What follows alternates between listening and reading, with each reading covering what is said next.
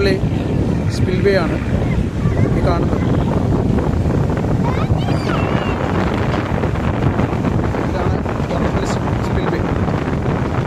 ധാരാളം വീടുകളിൽ എല്ലാം വെള്ളം വളരെ ശക്തമായി കയറിക്കൊണ്ടിരിക്കുകയാണ്. ഇത് തുറന്നതിന് ശേഷം ഇപ്പോൾ ഈ കാണുന്നത് ഈ പൊഴി മുറിക്കുകയാണ്. ഇവിടെ അടഞ്ഞു കിടക്കുകയായിരുന്നു. ഇതിനി അല്പശകലം സ്ഥലം മാത്രമേ ഉള്ളൂ ഇനി മുറിക്കുവാൻ. ഇത്ര വ്യത്യാസമാണ് ഈ ജനങ്ങൾ നിൽക്കുന്നതും ഈ കടലും തമ്മിലുള്ള ഒരന്തരമാണ്. ഇത്രയും സ്ഥലം മുറിച്ചു കഴിയുമ്പോൾ ആണിത് ഇന്ന് രാത്രിയോടുകൂടി ഇത് മുറിക്കുമെന്നാണ് നമുക്ക് മനസ്സിലാക്കുവാൻ കഴിയുന്നത്.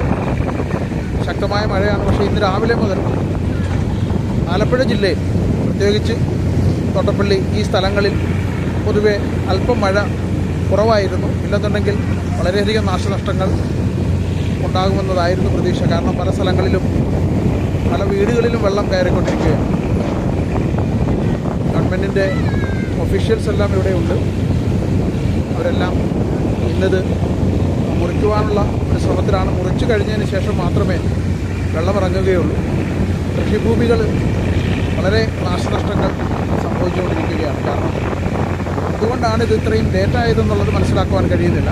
വളരെ നേരത്തെ ഇത് ചെയ്യണമായിരുന്നു എന്നാണ് ഇവിടുത്തെ സ്ഥലവാസികൾ പറയുന്നത്. ഇത്രയും ശക്തമായ മഴ പെയ്തിട്ടും ഇതെന്താണ് കാരണം മുറിക്കുവാൻ ഇത്രയും വൈകിയത് എന്നുള്ളത് മനസ്സിലാകുന്നില്ല. നിങ്ങൾക്ക് കാണാം, ശക്തമായ രീതിയിലാണ് ആ മണ്ണ്, കരിമണലാണ് കൂട്ടിയിട്ടിരിക്കുന്നത്. കുട്ടികളുമൊക്കെ ഇവിടെ കാണാനായിട്ട് വന്ന് നിൽക്കുകയും അപ്പോൾ ശക്തമായ രീതിയിൽ പ്രവർത്തനം നടക്കുന്നുണ്ട്. പക്ഷേ ഇന്നത്തെ ഇടം കൊണ്ട് ഇപ്പോഴും അതിശക്തമായ രീതിയിൽ ഓരോ വീടുകളിലും വെള്ളം കയറിക്കൊണ്ടിരിക്കുകയാണ്. ഇതൊന്നും മുറിക്കാതെ ഇതിൽ നിന്ന് നമുക്ക് ഈ വെള്ളത്തിൻ്റെ അളവ് വീടുകളിൽ നിന്ന് ഇറങ്ങില്ല എന്നാണ് ഇവിടുത്തെ സ്ഥലവാസികൾ പറയുന്നത്. ഏതായാലും കുറച്ച് സമയത്തിനുള്ളിൽ ഇത് മുറിക്കും എന്നാണ് തോന്നുന്നത്. ഇതാണ് സ്പിൽവേ. ഇത്രയും ഡിസ്റ്റൻസ് ഉണ്ട് സ്പിൽവേ.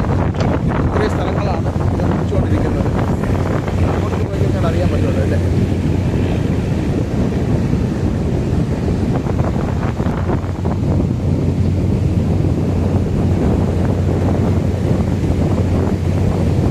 ഇത്രയും ദൂരമാണ് ഇവിടെ ഇനി മുറിക്കുവാനുള്ളത്.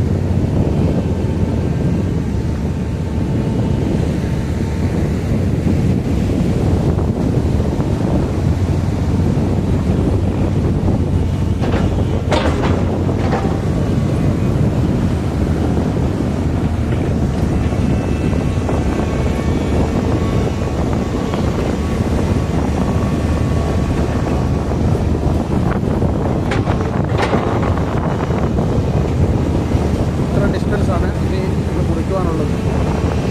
രാത്രിയിലോടുകൂടി ഇത് മുറിക്കുമെന്നാണ് ഒഫീഷ്യൽസ് പറയുന്നത്.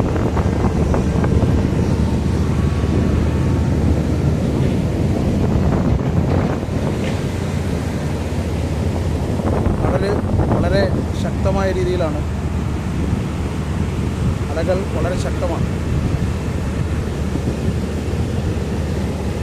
ഒരു മത്സ്യബന്ധന ബോട്ടുകൾ പോലും ഇന്ന് കടലിൽ നമുക്ക് കാണുവാൻ കഴിയുന്നു.